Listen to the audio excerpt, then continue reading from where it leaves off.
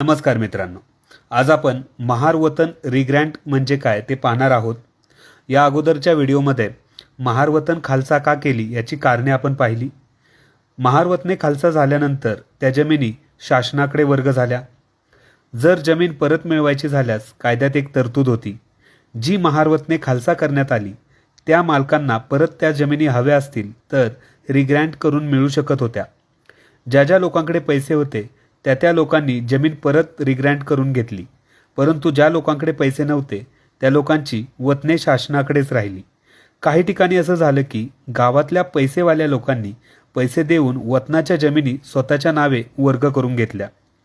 तुम्हाला माहिती आहे का, महार वतनाची जमीन जरी शासन दरबारी असेल तर महार वतनदाराव्यतिरिक्त ती जमीन दुसरे कोणी घेऊ शकत नाही.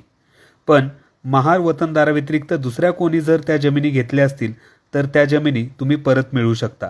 याची प्रोसेस काय याबद्दल मी अगोदर व्हिडिओ बनवला आहे, तो नक्की पहा. हा व्हिडिओ आवडला असेल तर शेअर करा, लाईक करा आणि चॅनलला फॉलो करा. धन्यवाद.